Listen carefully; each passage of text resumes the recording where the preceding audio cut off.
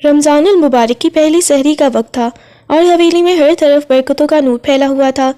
Kitchen سے آنے والی بھینی بھینی خوشبوئیں بتا رہی تھی کہ پراٹھے بننا شروع ہو گئے ہیں، لیکن ارشمان کے کمرے میں ابھی تک گہری خاموشی تھی۔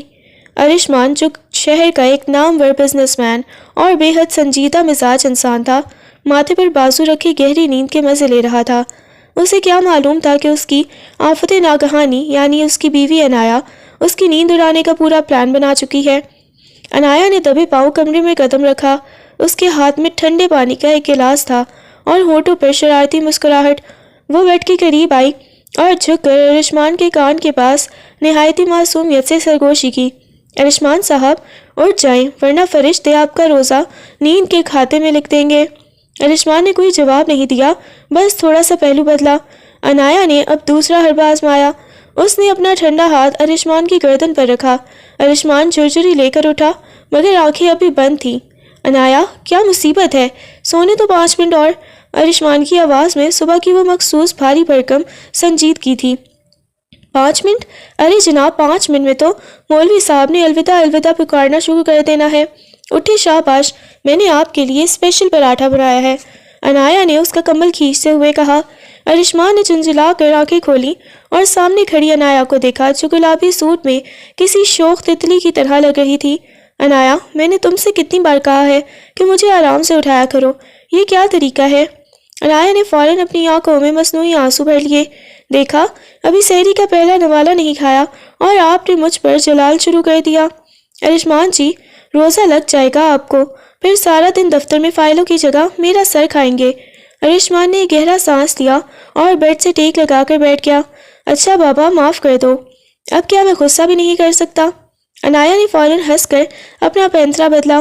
وہ بیڈ پر اس کے بالکل قریب بیٹھی اور اس کی قمیض کا بٹن ٹھیک کرتے ہوئے بولی، غصہ تو آپ کی ناک پر ایسا بیٹھا رہتا ہے جیسے محلے کی خالہ چھت پر بیٹھی دوسروں کے گھروں میں جھانکتی ہے۔ تھوڑا مسکرائی نا، پہلا روزہ ہے۔ ارشمان نے اسے گھور کر دیکھا، مگر اس کی شوخی کے سامنے اس کی سنجیدگی زیادہ دیر ٹھہر نہیں پاتی تھی۔ اس نے عنایا کا بازو پکڑ کر اسے اپنی طرف کھینچا، جس سے عنایا کا توازن بگڑا اور وہ سیدھی اس کے سینے سے جا لگی۔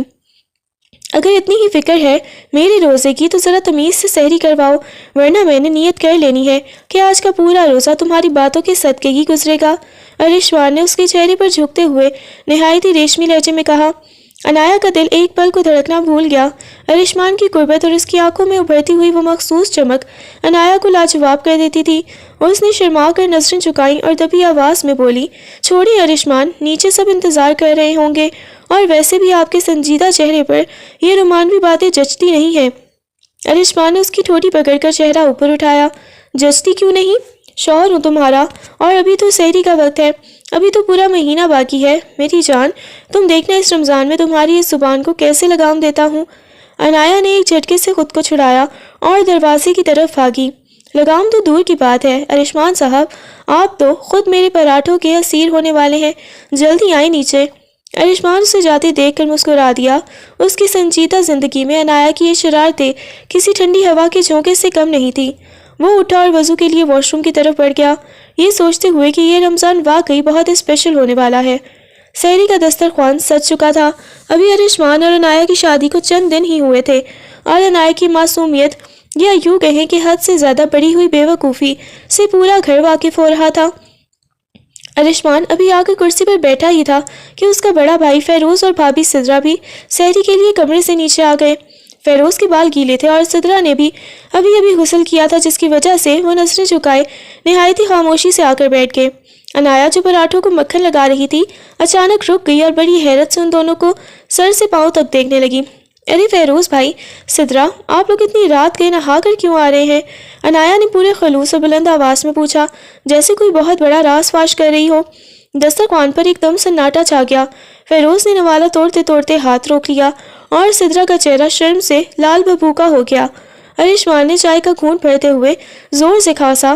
اسے اندازہ ہو گیا تھا کہ اس کی عقل کل بیگم اب کچھ ایسا بولنے والی ہے کہ اسے زمین میں گر جانا پڑے گا۔ عنایا یہاں کہاں رکنے والی تھی؟ اس نے آنکھیں پھاڑ کر فیروز کی طرف دیکھا اور معصومیت سے بولی، کہیں آپ دونوں نے رات کو بستر پر سسو تو نہیں کر دی؟ میری دادی کہتی تھی کہ جو بستر گیلا کرے اسے فوراً نہانا پڑتا ہے۔ اتنی سردی میں آپ لوگوں کو بستر گیلا کرنے کی کیا ضرورت تھی؟ یہ سننا تھا کہ فیروز کی حلق میں نوالا پھنس گیا اور وہ بری طرح کھانسنے لگا۔ سدرا کی تو ہمت ہی نہیں پڑ رہی تھی کہ نظر اٹھا کر کسی کو دیکھے۔ وہ بس پلیٹ میں نظریں گاڑے کھڑی ہوئی تھی اور اس کے بہانے ڈھونڈ رہی تھی۔ گھر کے باقی افراد، تائی جان اور بابا جانی نے بھی اپنے ماتھے پر ہاتھ رکھ لیے۔ ارشمان نے غصے اور شرمندگی کے مارے عنایا کی کلائی میز کے نیچے سے زور سے دبائی اور دانت پیستے ہوئے بولا، عنایا خاموش ہو جاؤ اور چپ چاپ پراٹھا کھاؤ۔ ارے ارشمان، ہاتھ کیوں دبا رہے ہیں؟ میں تو بس پوچھ رہی تھی، اتنی سردی میں نہانا کوئی معمولی بات تو نہیں۔ عنایا نے اب ارشمان کی طرف مڑ کر بلند آواز میں احتجاج کیا، اور آپ کیوں مجھے گھور رہے ہیں؟ کیا آپ نے بھی رات کو بستر؟ عنایا، ارشمان نے دھاڑ ماری۔ اس کا چہرہ غصے سے تمتما اٹھا تھا۔ ایک لفظ بھی مزید بولا تو سحری کے بغیر ہی اٹھا دوں گا تمہیں۔ جاؤ کچن سے دہی لے کر آؤ۔ عنایا نے ہونٹ لٹکائے اور پیر پٹکتی ہوئی کچن کی طرف چلی گئی۔ عجیب لوگ ہیں، بندہ فکر کرے تو بھی ڈانٹ پڑتی ہے۔ اس کے جاتے ہی دسترخوان پر وہ بوجھل خاموشی چھا گئی جسے توڑنا ناممکن تھا۔ فیروز نے جلدی جلدی پانی پیا اور بغیر کچھ کہے اٹھ کر چلا گیا۔ سدرا بھی اس کے پیچھے بھاگی۔ ارشمان نے اپنا سر دونوں ہاتھوں میں تھام لیا۔ اسے اب سمجھ آ رہا تھا کہ اس معصوم آفت کے ساتھ رمضان گزارنا اس کے لیے کتنا بڑا امتحان ہونے والا ہے۔ تائی جان نے دبی آواز میں کہا، ارشمان بیٹا، اپنی بیوی کو تھوڑا سمجھاؤ، یہ تو پورے خاندان میں ہماری ناک کٹوا دے گی۔ ارشمان نے بس ایک لمبی آہ بھری اور سوچا کہ کاش عنایا کو تھوڑی سی عقل بھی جہیز میں مل جاتی۔ ارشمان نے تائی جان کی بات سن کر دل ملاتے ہوئے اپنا سر جھٹک دیا اور نہایت بیزاری سے کہا، تائی جان، یہ آپ کی ہی لاڈلی بھانجی ہے۔ میں نے 1000 بار بولا تھا کہ اسے تھوڑی عقل آ لینے دیں، دنیا داری سمجھ لینے دیں، تب شادی کروائیے گا، مگر آپ کو ہی جلدی تھی کہ میری یتیم بھانجی جلدی میرے پاس آ جائے۔ اب بھگتے، اس نے تو میرا جینا محال کر دیا ہے۔ ارشمان کا غصہ دید نہیں تھا۔ وہ سحری ادھوری چھوڑ کر تپتا ہوا اپنے کمرے کی طرف بڑھ گیا۔ دوسری طرف سدرا جب لرزتے قدموں کے ساتھ اپنے کمرے میں داخل ہوئی تو سامنے اس کا شوہر نامدار فیروز غصے سے بھرا ہوا ٹہل رہا تھا۔ فیروز پہلے ہی اس شادی سے خوش نہیں تھا۔ وہ تو ہمیشہ سے اپنی مرضی کی زندگی جینا چاہتا تھا، مگر گھر والوں کے دباؤ پر اس نے سدرا سے نکاح کیا تھا۔ آج عنایا کی اس بےہودہ بات نے اس کے غصے کو مزید بھینچ دیا تھا۔ بہت شوق تھا نا تمہیں اس جاہل لڑکی کی سہیلی بننے کا؟ فیروز سدرا کو دیکھتے ہی دھاڑا، تمہاری اس بے وقوف سہیلی نے آج پورے خاندان کے سامنے میری تذلیل کر دی ہے۔ بستر گیلا؟ کیا ہم کوئی چھوٹے بچے ہیں؟ تم نے اسے اتنی چھوٹ کیوں دے رکھی ہے کہ وہ تمہارے بیڈ روم کے معاملات پر دسترخوان پر تبصرے کرے؟ سدرا کی آنکھوں میں آنسو بھر آئے۔ فیروز، میرا کیا قصور ہے اس میں؟ وہ تو بس ہے ہی ایسی، اسے پتہ ہی نہیں چلتا کہ وہ کیا بول رہی ہے۔ خاموش ہو جاؤ سدرا، تمہاری یہ صفائیاں مجھے نہیں سننی۔ فیروز اس کے قریب آیا اور اس کا بازو سختی سے جکڑ لیا۔ اس گھر میں پہلے ہی میرا دم گھٹتا ہے اور اب اوپر سے یہ تماشے۔ اگر دوبارہ اس لڑکی نے میرے بارے میں کوئی ایسی بات کی تو یاد رکھنا اس کا خمیازہ تمہیں بھگتنا پڑے گا۔ اب دفع ہو جاؤ میری نظروں سے اور سو جاؤ۔ سدرا سسکیاں لیتی ہوئی بیٹھ کے ایک کونے میں دبک گئی۔ اسے دکھ اس بات کا نہیں تھا کہ عنایا نے کیا کہا، اسے دکھ تو اس بات کا تھا کہ اس کا شوہر اسے ذرا سی بھی عزت دینے کو تیار نہیں تھا۔ فیروز کا رویہ اس کے لیے روزمرہ کی اذیت بن چکا تھا۔ ادھر عنایا جو کچن سے دہی لے کر واپس آئی تھی، دسترخوان کو خالی دیکھ کر حیران رہ گئی۔ ارے سب کہاں گئے؟ کیا سب کا پیٹ بھر گیا یا سب کو دوبارہ نہانے کی حاجت ہو گئی؟ اس نے کندھے اچکائے اور خود بڑے مزے سے پراٹھے کھانے لگی۔ اسے اندازہ ہی نہیں تھا کہ اس کی ایک زبان درازی نے 2 کمروں میں آگ لگا دی ہے۔ ارشمان اوپر کمرے میں کھڑا کھڑکی سے باہر دیکھتے ہوئے یہی سوچ رہا تھا کہ اس پاگل لڑکی کو کیسے سدھارے جو معصومیت کے لبادے میں دوسروں کی زندگیاں اجیرن کر رہی تھی۔ ارشمان فجر کی نماز ادا کرنے کے بعد جب بوجھل دل کے ساتھ کمرے میں داخل ہوا تو سامنے کا منظر دیکھ کر ٹھٹک گیا۔ عنایا جائے نماز پر بیٹھی بڑے خشوع و خضوع سے قرآن پاک کی تلاوت کر رہی تھی۔ اس کے معصوم چہرے پر اس وقت ایک عجیب سا سکون تھا، جیسے تھوڑی دیر پہلے دسترخوان پر ہونے والے طوفان سے اس کا کوئی لینا دینا ہی نہ ہو۔ ارشمان نے سوچا کہ چلو شکر ہے تلاوت کر رہی ہے تو شاید تھوڑی عقل آ جائے، لیکن عنایا تو عنایا تھی۔ جیسے ہی اس نے تلاوت مکمل کی اور ارشمان کو بیڈ کی طرف بڑھتے دیکھا، وہ تیزی سے اٹھی اور لپک کر اس کے سامنے آ کھڑی ہوئی۔ ارشمان کچھ سمجھ پاتا اس سے پہلے ہی عنایا نے اپنے دونوں ہاتھ اس کے کندھوں پر جمائے اور آنکھیں بند کر کے زور زور سے کچھ پڑھنا شروع کر دیا۔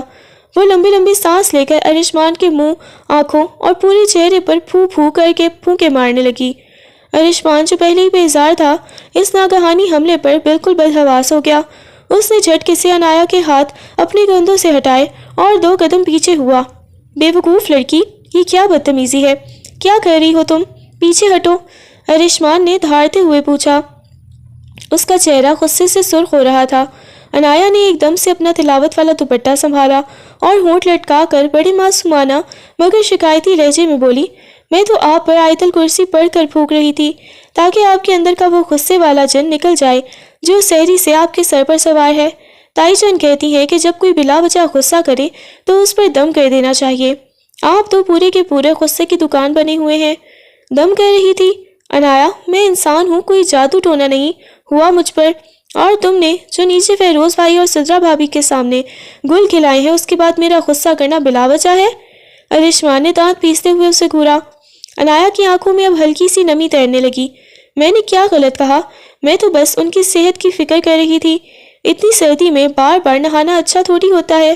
آپ تو ایسے ڈانٹ رہے ہیں جیسے میں نے ان کا تولیہ چھپا دیا ہو۔ اس کی اس حد درجے کی بے وقوفی پر ارشمان کا دل چاہا کہ اپنا سر دیوار پر دے مارے۔ وہ جتنا اسے سمجھانے کی کوشش کرتا وہ اتنی ہی گہری کھائی میں اسے گرا دیتی۔ جاؤ عنایا، جا کر سو جاؤ، اس سے پہلے کہ میرا بچہ کچھ صبر بھی جواب دے جائے۔ ارشمان نے بیزاری سے ہاتھ لہرایا اور کمبل تان کر لیٹ گیا۔ عنایا نے ایک ٹھنڈی آہ بھری، جائے نماز طے کی اور بڑبڑاتے ہوئے بیڈ کی دوسری طرف لیٹ گئی۔ اتنی نیک بیوی ملی ہے جو دم درود کر رہی ہے پر قدر ہی نہیں ہے۔ لگتا ہے اگلی بار مجھے ان پر کالی مرچیں وار کر جلانی پڑیں گی، یہ جن ذرا سخت والا ہے۔ ارشمان نے کمبل کے اندر ہی آنکھیں میچ لیں۔ اسے پتا تھا کہ یہ رمضان اس کے اعصاب کا کڑا امتحان ثابت ہونے والا ہے۔ اگلی صبح حویلی کی فضاؤں میں ایک عجیب سا تناؤ تھا۔ فیروز صبح سویرے آفس جانے کے لیے تیار ہو رہا تھا مگر اس کا موڈ ابھی ویسا ہی بگڑا ہوا تھا۔ سدرا خاموشی سے اس کی قمیض استری کر کے لائی مگر فیروز نے ایک جھٹکے سے اس کے ہاتھ سے قمیض چھینی۔ یہ جو تمہاری سہیلی اور دیوارانی ہے نا، اسے سمجھا دو کہ میرے سامنے آنے کی ضرورت نہیں ہے، اور تم بھی ہر وقت اس کے ساتھ لگی رہتی ہو۔ کچھ تو شرم کرو سدرا، وہ تمہاری تذلیل کر رہی تھی اور تم وہاں بت بنی بیٹھی تھی۔ فیروز کی آواز میں زہر بھرا ہوا تھا۔ سدرا نے بھرائی ہوئی آواز میں کہا، میں نے کچھ نہیں کیا فیروز، وہ تو بس اپنی یہ صفائیاں اپنے پاس رکھو۔ اگر آج واپسی پر مجھے کوئی اور تماشا ملا تو یاد رکھنا تمہارا اس گھر میں رہنا مشکل کر دوں گا۔ فیروز نے کوٹ پہنا اور سدرا کو ایک نفرت بھری نگاہ سے دیکھتا ہوا کمرے سے باہر نکل گیا۔ سدرا بیڈ کے کنارے بیٹھ کر اپنے آنسو پوچھنے لگی۔ ابھی اسے روتے ہوئے چند منٹ ہی ہوئے تھے کہ کمرے کا دروازہ دھڑ سے کھلا اور عنایا جو اپنی مخصوص دندناتی چال کے ساتھ اندر آئی تھی، اس کے چہرے پر وہی بے فکری اور مسکراہٹ تھی جیسے کچھ ہوا ہی نہ ہو۔ ارے سدرا، تم ابھی تک یہیں ہو؟ اٹھو نا، تائی جان کچن میں افطاری کی پلاننگ کر رہی ہیں اور تم یہاں اکیلی بیٹھی مکھیاں مار رہی ہو، عنایا نے چہکتے ہوئے کہا اور سدرا کے برابر میں دھپ سے بیٹھ گئی۔ سدرا نے کوئی جواب نہیں دیا، نہ ہی سر اٹھا کر اسے دیکھا۔ اس کا دل بری طرح ٹوٹا ہوا تھا اور وہ جانتی تھی کہ اس وقت عنایا سے بات کرنے کا مطلب اپنے زخموں پر نمک چھڑکنا ہے۔ عنایا نے اسے خاموش دیکھ کر اس کے کندھے پر ہاتھ مارا۔ کیا ہوا؟ فیروز بھائی پھر سے نہانے چلے گئے کیا جو تم اتنی اداس ہو؟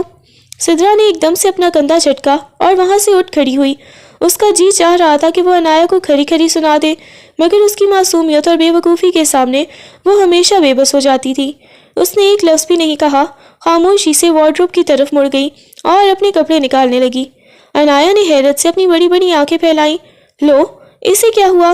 لگتا ہے آج سب کو خاموشی والا روزہ لگ گیا ہے۔ پہلے ارشمان نے مجھے گھورا، پھر فیروز بھائی غصے میں گئے اور اب یہ نخرے دکھا رہی ہیں۔ وہ کندھے اچکاتی ہوئی کمرے سے باہر نکل گئی مگر سدرا وہیں کھڑی سوچ رہی تھی کہ کاش عنایا کبھی یہ سمجھ پاتی کہ اس کی ایک بے تکی بات کسی کی زندگی میں کتنا بڑا طوفان لا سکتی ہے۔ عنایا دندناتے ہوئے کچن میں پہنچی تو وہاں تائی جان پہلے سے ہی بیسن گھول رہی تھی۔ عنایا نے جاتے ہی ایک بڑا سا چمچ اٹھایا اور بیسن کے پیالے میں زور زور سے چلانے لگی۔ تائی جان، سدرا تو آج ایسے منہ لٹکائے بیٹھی ہے جیسے اس کے جہیز کے سارے برتن ٹوٹ گئے ہوں۔ میں تو اسے افطاری میں مدد کے لیے بلانے گئی تھی پر وہ تو بول ہی نہیں رہی۔ عنایا نے ہونٹ سکیڑ کر شکایت لگائی۔ تائی جان نے ایک ٹھنڈی آہ بھری۔ عنایا بیٹی، تم تھوڑی دیر خاموش رہا کرو، بیچاری سدرا کا شوہر غصے والا ہے، تم نے سحری میں ایسی بات ہی کیوں کی؟ اوہو تائی جان، آپ بھی بس شروع ہو گئی۔ سچ بولنا کیا گناہ ہے؟ انایا نے بیسن کا چمچ ہوا میں لہرایا جس سے بیسن کی چند بوندیں تائی جان کے صاف دوپٹے پر جا گریں۔ لو، یہ تو ڈیزائن بن گیا، انایا نے ہنستے ہوئے کہا، جبکہ تائی جان نے بے بسی سے سر پیٹ لیا۔ شام کے وقت جب افطاری کا دسترخوان سج رہا تھا، ارشمان آفس سے واپس آیا۔ اس کے ہاتھ میں ایک بڑا سا شاپر تھا۔ انایا اسے دیکھتے ہی لبک کر قریب پہنچی۔ ارشمان جی، میرے لیے کیا لائے؟ کوئی گفٹ ہے یا میری پسندیدہ دہی بڑے؟ ارشمان نے سنجیدگی سے شاپر اسے تھمایا۔ تمہارے لیے ایک کتاب لایا ہوں انایا، آداب گفتگو نام ہے اس کا، اسے پڑھنا اور سمجھنا کہ کہاں کیا بولنا چاہیے۔ انایا نے کتاب نکال کر دیکھی اور پھر اسے الٹا کر کے دیکھنے لگی۔ اس میں تو تصویریں ہی نہیں ہیں، میں کیسے پڑھوں گی؟ اور ویسے بھی مجھے تو سب آتا ہے۔ ارشمان نے ایک گہری نظر اس پر ڈالی اور بغیر کچھ کہے فریش ہونے چلا گیا۔ افطاری کا وقت قریب تھا، فیروز بھی آ چکا تھا اور خاموشی سے ایک کونے میں بیٹھا تسبیح پڑھ رہا تھا۔ سدرا پھلوں کی چاٹ میز پر رکھ رہی تھی۔ انایا نے دیکھا کہ دسترخوان پر کھجوریں کم ہیں، وہ فوراً اٹھی اور کھجوروں کا ڈبہ لے کر آئی۔ فیروز بھائی، یہ لے کھجوریں، زیادہ کھائیے گا، تائی جان کہتی ہیں کہ کمزوری دور ہوتی ہے، رات کو جو آپ کی اتنی انرجی ضائع ہوئی ہے نا نہانے میں، یہ اسے پورا کر دے گی۔ انایا نے پورے خلوص سے فیروز کے سامنے ڈبہ رکھا۔ پورے کمرے میں جیسے بم پھٹ گیا۔ فیروز کا چہرہ غصے سے نیلا پڑ گیا۔ اس نے ہاتھ میں پکڑی تسبیح میز پر پٹکی اور کھڑا ہو گیا۔ سدرا کے ہاتھ سے چمچ گر گیا اور وہ وہیں جم گئی۔ ارشمان، اپنی اس جاہل بیوی کو یہاں سے لے جاؤ، ورنہ آج میرا روزہ افطاری سے پہلے ہی ٹوٹ جائے گا، فیروز دھاڑا۔ ارشمان نے تیش میں آ کر انایا کا بازو پکڑا اور اسے گھسیٹتے ہوئے کمرے کی طرف لے جانے لگا۔ چلو یہاں سے، تمہارا روزہ آج کمرے میں ہی افطار ہوگا۔ انایا حیرت سے اسے دیکھ رہی تھی۔ ارے پر میں نے تو بس طاقت کی بات کی تھی۔ ارشمان جی، میرا سموسہ تو وہیں رہ گیا، چھوڑی مجھے۔ کمرے میں پہنچ کر ارشمان نے دروازہ لاک کیا اور غصے سے انایا کے سامنے کھڑا ہو گیا۔ انایا، تمہاری اس زبان نے آج سدرا بھابھی کا گھر برباد کرنے میں کوئی کسر نہیں چھوڑی۔ تمہیں سمجھ کیوں نہیں آتا کہ میاں بیوی کی باتیں سب کے سامنے نہیں کرتے؟ انایا نے معصومیت سے آنکھیں چپکائیں۔ تو کیا میں نے جھوٹ بولا؟ وہ نہائے نہیں تھے کیا؟ ارشمان نے دیوار پر ہاتھ مارا اور بے بسی سے بیٹھ گیا۔ اسے اندازہ ہو گیا تھا کہ انایا کو سمجھانا دیوار سے سر ٹکرانے کے برابر ہے۔ وہ بس یہ سوچ رہا تھا کہ اس پاگل لڑکی کا کیا کرے جو نیکی کرنے کے چکر میں سب کا بیڑا غرق کر رہی تھی۔ افطاری کے بعد حویلی کا ماحول کسی قبرستان کی طرح خاموش تھا، مگر انایا کے کمرے میں الگ ہی جنگ عظیم جاری تھی۔ ارشمان نے غصے کے مارے افطاری بھی ڈھنگ سے نہیں کی تھی اور اب مصلے پر بیٹھا سر پکڑے ہوئے تھا۔ انایا جو کمرے میں بند ہونے کی سزا کاٹ رہی تھی، اب بھوک سے نڈھال ہو رہی تھی۔ اس نے چپکے سے ارشمان کے قریب جا کر اس کا کرتا کھینچا۔ ارشمان جی، اللہ میاں غصہ کرنے والوں سے ناراض ہوتے ہیں، وہ دیکھے میرا پیٹ بھی اندر کو دھس گیا ہے، ایک پکوڑا ہی لا دے۔ ارشمان نے تیکھی نظروں سے اسے دیکھا۔ پکوڑا چاہیے تمہیں؟ انایا، تمہیں اندازہ بھی ہے کہ فیروز بھائی نیچے بھابھی پر کتنا برس رہے ہوں گے؟ تمہاری ایک طاقت والی کھجور نے ان کی عزت مٹی میں ملا دی ہے۔ تو میں کیا کروں؟ وہ تو خود غصے کے تیز ہے، سدرا بیچاری تو گائے ہے۔ انایا نے معصومیت سے صفائی پیش کی۔ ارشمان نے اسے نظر انداز کیا اور کمرے سے باہر نکل گیا تاکہ نیچے جا کر صورتحال سنبھال سکے۔ نیچے ہال میں فیروز واقعی سدرا کی کلاس لے رہا تھا، جبکہ تائی جان بیچ میں پڑ کر اسے ٹھنڈا کرنے کی کوشش کر رہی تھی۔ میں کہہ رہا ہوں تائی جان، اس لڑکی کا دماغ خراب ہو گیا ہے، اسے کسی پاگل خانے داخل کروائیں۔ فیروز کی آواز پورے ہال میں گونج رہی تھی۔ سدرا کونے میں کھڑی سسکیاں لے رہی تھی۔ ارشمان نے آگے بڑھ کر فیروز کا کندھا تھاما۔ بھائی، اسے معاف کر دیں، وہ بچی ہے، اسے دنیا داری کی سمجھ نہیں ہے۔ بچی؟ ارشمان، وہ تمہاری بیوی ہے، اسے لگام دینا تمہارا کام ہے۔ فیروز غصے سے پیر پٹکتا ہوا باہر نکل گیا۔ سدرا روتی ہوئی اپنے کمرے کی طرف بھاگی تو ارشمان نے ایک گہرا سانس لیا۔ اسی لمحے انایا دبے پاؤں سیڑھیوں سے نیچے اتری۔ اس کے ہاتھ میں ایک ٹیشو پیپر تھا جس میں اس نے ادھار مانگ کر لائے ہوئے 2 سموسے چھپائے ہوئے تھے۔ وہ سیدھی سدرا کے کمرے میں گھس گئی۔ سدرا بیڈ پر اوندھے منہ لیٹی رو رہی تھی۔ انایا نے جا کر اس کی کمر تھپتھپائی۔ ارے سدرا، تم کیوں رو رہی ہو؟ فیروز بھائی تو ویسے بھی ہٹلر کے کزن لگتے ہیں، یہ لو سموسا کھاؤ، غصہ کم ہوگا۔ سدرا نے غصے سے سر اٹھایا۔ انایا، خدا کے لیے چلی جاؤ یہاں سے، تمہاری وجہ سے میری زندگی اجیرن ہو گئی ہے، تمہیں کب سمجھ آئے گا کہ کون سی بات کہاں کرنی ہے۔ انایا نے سموسے کا ایک بڑا نوالا لیا اور بڑے اطمینان سے بولی، دیکھو سدرا، سچ ہمیشہ کڑوا ہوتا ہے، اب وہ نہائے تھے تو میں نے کہہ دیا، اس میں رونے والی کیا بات ہے؟ اور سنو، میں نے ارشمان پر دم کیا ہے، تم کہو تو فیروز بھائی پر بھی مرچیں وار دوں، ان پر بہت کڑا سایہ ہے بدتمیزی کا۔ سدرا نے بے بسی سے اپنا سر پیٹ لیا۔ تم نہیں سدھرو گی انایا، کبھی نہیں۔ उसी लम्हे अरिशमान कमरे के दरवाजे पर नमूदार हुआ। उसने अनाया को समोसे खाते और सिद्रा को मशवरे देते देखा तो उसका पारा एक बार फिर हाई हो गया। उसने आगे बढ़कर अनाया का बाजू पकड़ा। चलो मेरे साथ, अब तुम्हारा इलाज मैं खुद करूँगा। अरिशमान उसे घसीटता हुआ अपने कमरे में ले आया और अलमारी से एक तस्वीर निकाल कर उसे थमा दी। ये लो, अब यहाँ बैठकर 500 बार इस्तग़फ़ार पढ़ो, शायद तुम्हारी ज़ुबान को कुछ आराम मिल जाए। अरिशमान ने उसे बेड पर बिठाया। अनाया ने तस्वीर हाथ में ली और बेचारगी से अरिशमान को देखा। अरिशमान जी, इस्तग़फ़ार से क्या अकल भी आती है? अगर आती है तो फिर 1000 बार पढ़ लूँगी। ताई जान कहती हैं मुझ में अकल की सील लगी हुई है, यानी ख़त्म हो गई है। अरिशमान ने एक लंबी आह भरी और कमरे की लाइट बंद कर दी। पढ़ना शुरू करो अनाया, वरना सहरी में तुम्हें सिर्फ सूखी रोटी मिलेगी।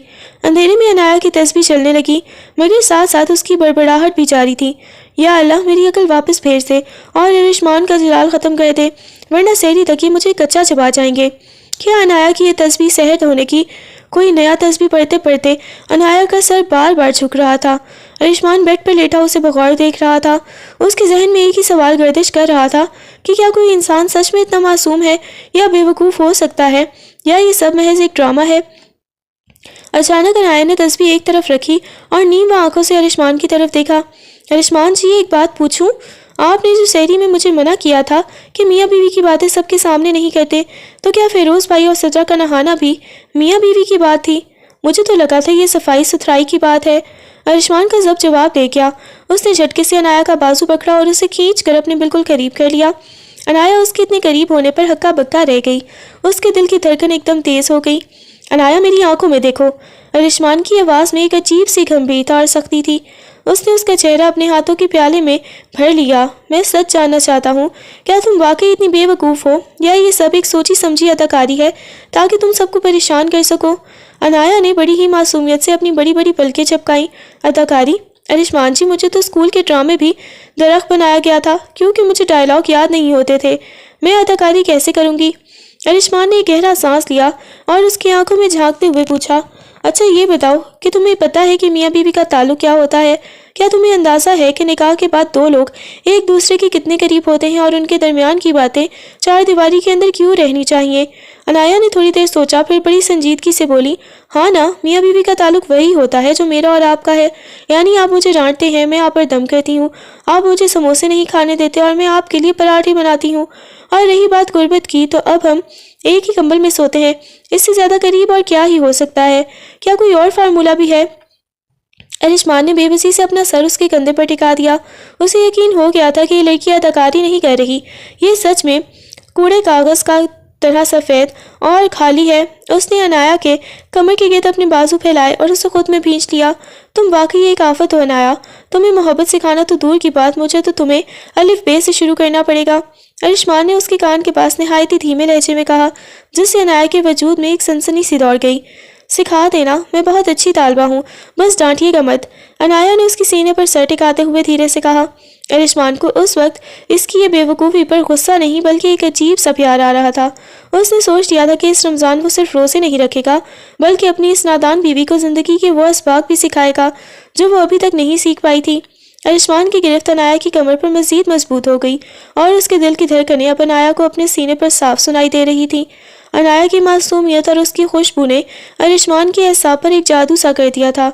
उसका वो तमाम ज़ब्त, वो तमाम संजीदगी वो सारा दिन ओढ़ कर रखता था, उसी लम्हे रेत की दीवार साबित हो रही थी।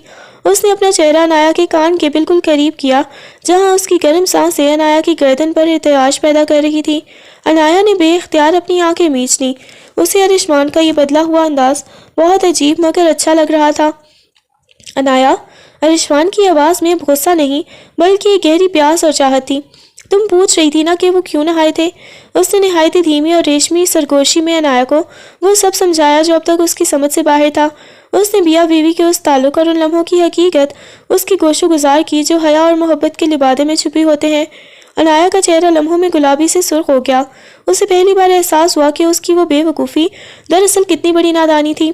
उसने शर्म के मारे अपना चेहरा अरिशमान के सीने में छुपाने की कोशिश की, मगर अरिशमान ने उसकी ठोड़ी से पकड़कर दोबारा अपनी तरफ मतवज्जा किया। और सुनो, अरिशमान ने उसकी आंखों में आंखें डालकर शरारत से कहा, اب یہ دم درود اور تسبیح چھوڑ دو، کیونکہ جس طرح تم نے میری نیند اڑائی ہے مجھے لگتا ہے صبح تمہیں بھی غسل کر کے ہی سحری کی میز پر جانا پڑے گا۔ عنایہ کی آنکھیں حیرت سے پھیل گئیں۔ مطلب مجھے بھی اتنی سردی میں نہانا پڑے گا؟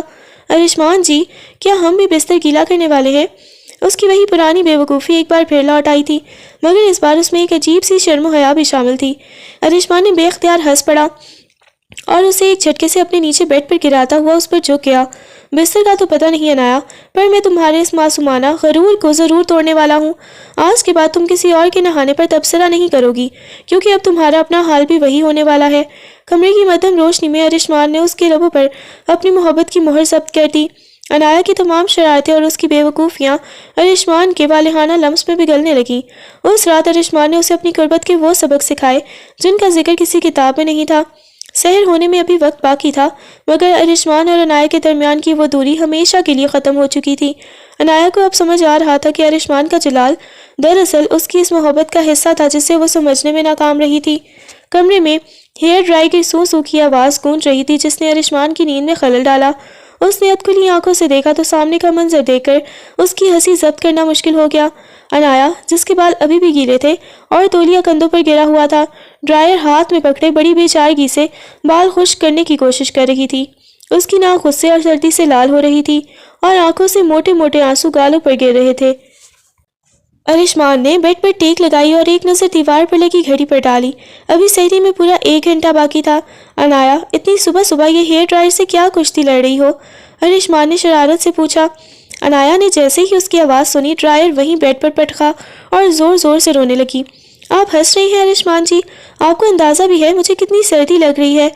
میری تو کلفی ہی جم گئی ہے۔ ارشمان اٹھ کر اس کے قریب آیا اور اس کے کانپتے ہوئے کندھوں پر ہاتھ رکھا، مگر عنایہ نے جھٹکے سے اس کا ہاتھ ہٹا دیا۔ دور رہیں مجھ سے، آپ بہت برے ہیں۔ میری اماں نے مجھے کبھی ایسا کچھ نہیں بتایا تھا کہ شادی کے بعد ایسا بھی کچھ ہوتا ہے۔ مجھے تو کسی نے بھی نہیں بتایا تھا کہ اتنی سردی میں نہانا پڑتا ہے۔ میں تو گاؤں کی جاہل لڑکی تھی، مجھے کیا پتا تھا کہ میں فیروز بھائی اور سدرا بھابھی کے بارے میں کیا بول رہی ہوں۔ وہ روتے ہوئے اپنی ہی باتوں پر شرمندہ ہو رہی تھی۔ اب سب میرے بارے میں کتنا برا سوچتے ہوں گے نا۔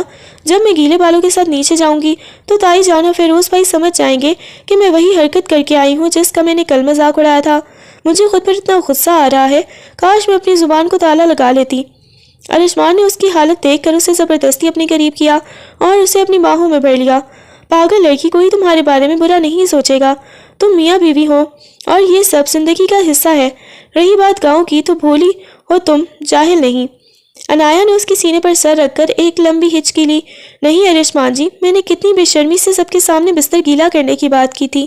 اب مجھے سمجھ آیا کہ سدرا کیوں رو رہی تھی۔ میں کتنی بری ہوں نا۔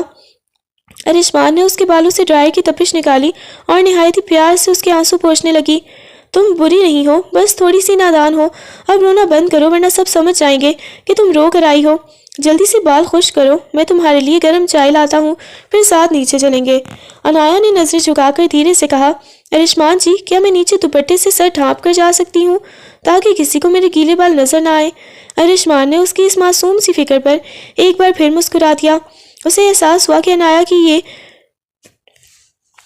ٹیوشن اب لنگ لا رہی ہے اور وہ دھیرے دھیرے دنیا داری سیکھ رہی تھی۔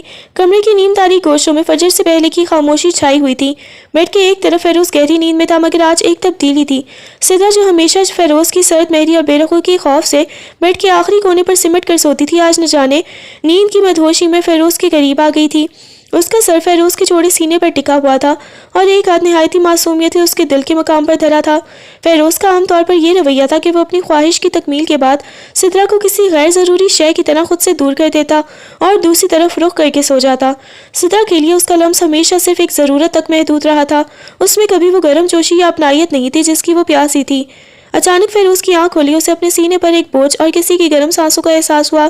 جو ہی اس کی نظر اپنے سینے پر ٹکے سدرا کے سر اور اس کے پرسکون چہرے پر پڑی، اس کے ماتھے پر بل پڑ گئے۔ اسے یہ غربت، یہ اپنائیت ایک بوجھ محسوس ہوئی۔ اس نے بغیر کسی لحاظ یا نرمی کے سدرا کا ہاتھ جھٹکا اور اسے اپنے سینے سے دور دھکیل دیا۔ سدرا، یہ کیا طریقہ ہے؟ دور ہو کر سو، میرا دم گھٹ رہا ہے۔ اس کی آواز میں وہی پرانی تلخی اور بیزاری تھی۔ سدرا جو ایک خوبصورت خواب کی آغوش میں تھی، اچانک اس جھٹکے سے ہڑبڑا کر اٹھ بیٹھی۔ اسے لمحوں میں اپنی پوزیشن کا احساس ہوا اور وہ شرمندگی سے پانی پانی ہو گئی۔ اس نے تیزی سے اپنے بکھرے بال سنبھالے اور بیڈ کے کنارے پر جا بیٹھی۔ وہ معذرت، مجھے پتہ نہیں چلا، سدرا نے تھوک نگلتے ہوئے بھرائی ہوئی آواز میں کہا۔ اس کی آنکھوں میں نمی تیرنے لگی تھی۔ اسے محسوس ہوا کہ وہ فیروز کے لیے شاید ایک انسان بھی نہیں، صرف ایک بستر کی ضرورت ہے۔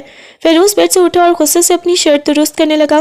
کتنی بار کہا ہے تم سے کہ مجھے یہ چپکنا بالکل نہیں پسند، اپنی حد میں رہا کرو۔ سدرا خاموشی سے اٹھ کر واش روم کی طرف بڑھ گئی۔ اس کا دل اندر سے ٹوٹ کر کرچی کرچی ہو رہا تھا۔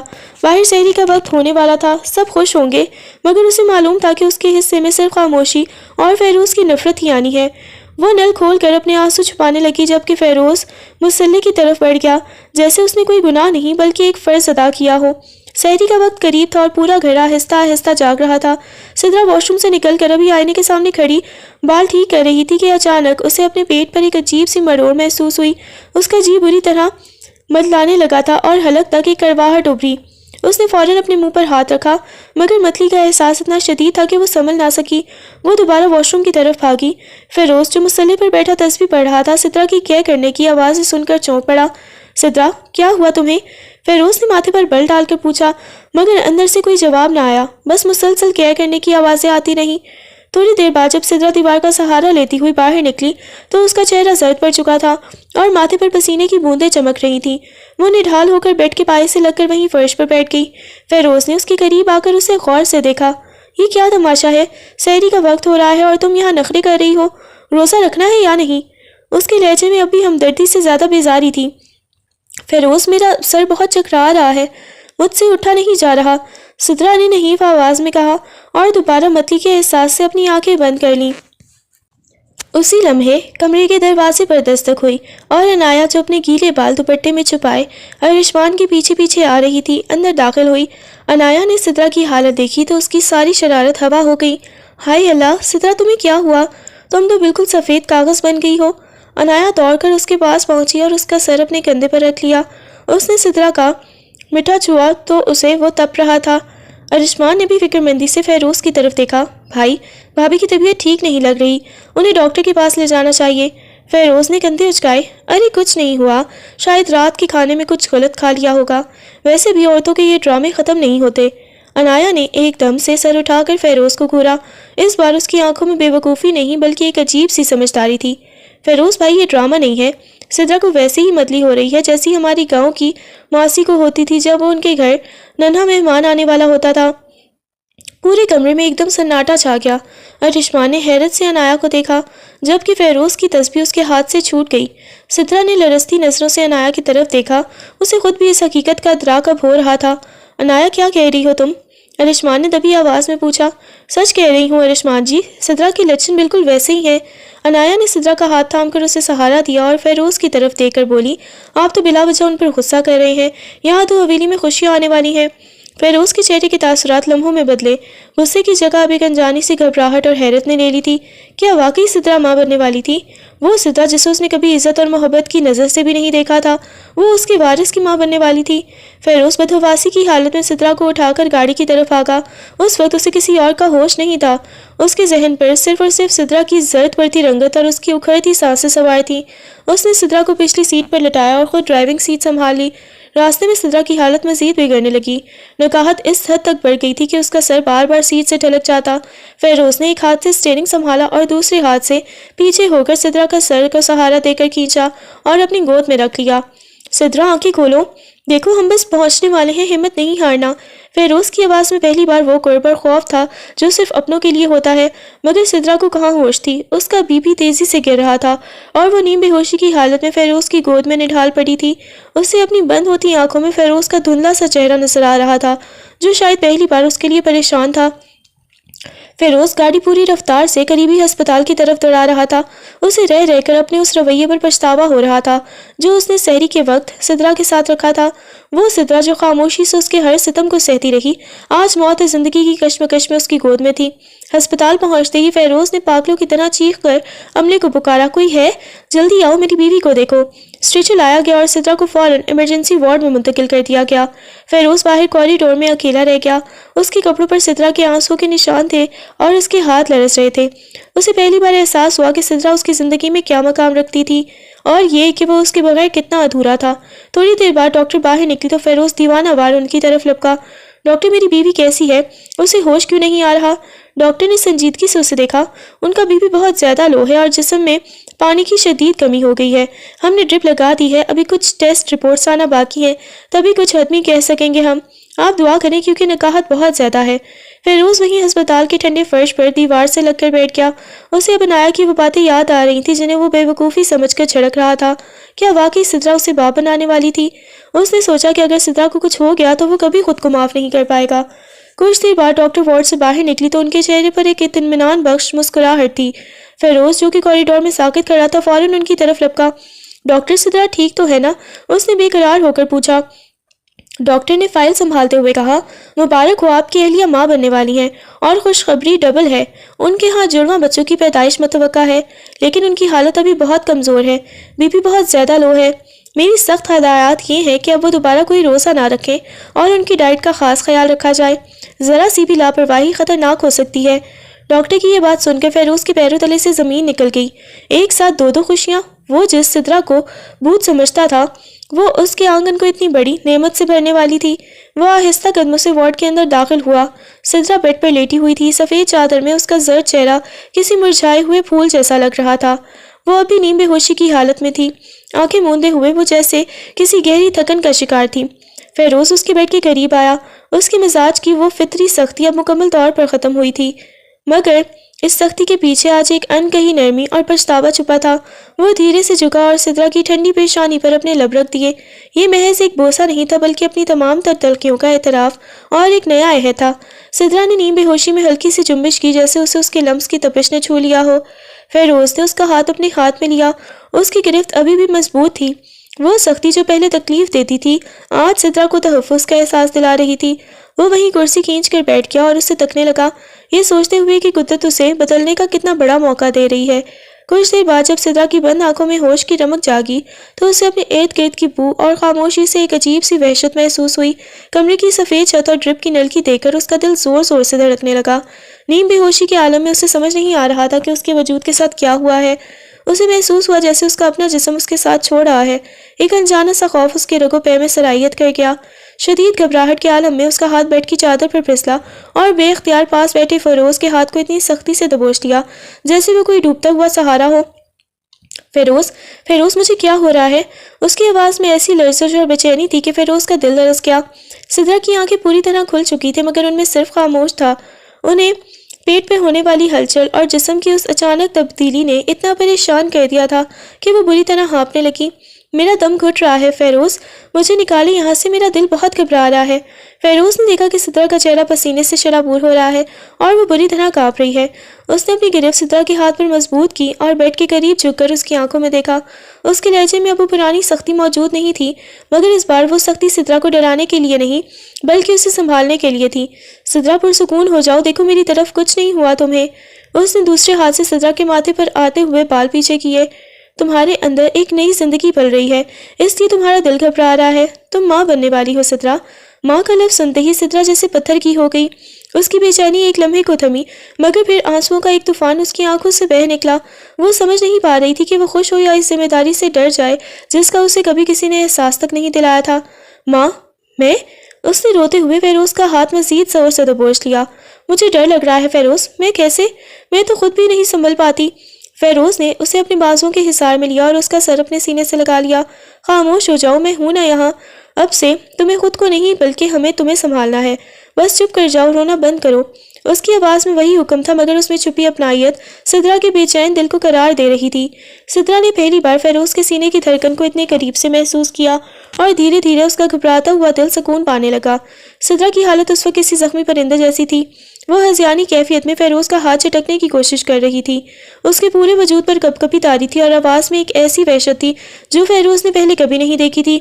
مجھے نہیں جینا فیروز، خدا کے لیے مجھے کہیں دور چھوڑ آئے، مجھے اکیلا رہنا ہے، میں یہ سب نہیں سنبھال سکتی، سترہ نے روتے ہوئے شکستہ آواز میں کہا۔ اس کا سانس پھول رہا تھا اور کمزوری اتنی تھی کہ بولتے ہوئے بھی اس کا سر بار بار ڈھلک رہا تھا۔ اس کے ذہن پر وہ تمام تلخیاں سوار تھیں جو اس نے اس رشتے میں سہی تھی، اور اب اس نئی ذمہ داری نے اسے مکمل طور پر توڑ دیا تھا۔ سترہ کو اس کے لرزتے اور ٹوٹتے دیکھ کر فیروز کے ہاتھ پاؤں پھول گئے۔ اس نے اسے سنبھالنے کی کوشش کی مگر سترہ کی بے چینی بڑھتی ہی جا رہی تھی۔ اس کا چہرہ زرد پڑ چکا تھا اور آنکھیں پتھرا رہی تھیں۔ سترہ پاگل مت بنو، میری بات سنو۔ فیروز نے اسے کندھوں سے پکڑ کر جھنجھوڑا مگر سترہ ہوش و حواس سے بیگانہ ہو رہی تھی۔ اس کی حالت نازک ہوتے دیکھ کر فیروز نے مزید وقت ضائع کرنا مناسب نہ سمجھا اور تیزی سے کمرے سے باہر بھاگا۔ ڈاکٹر جلدی آئیں، میری بیوی کی طبیعت بہت خراب ہو رہی ہے۔ اس کی آواز پورے کوریڈور میں گونج رہی تھی جس میں ایک انجانا سا خوف اور بے بسی چھپی تھی۔ ڈاکٹر اور نرسیں فوراً وارڈ کی طرف بھاگے جبکہ فیروز دروازے پر کھڑا لرزتی نظروں سے سترہ کو دیکھ رہا تھا جو بیڈ پر نڈھال پڑی اب بھی دھیرے دھیرے سسک رہی تھی۔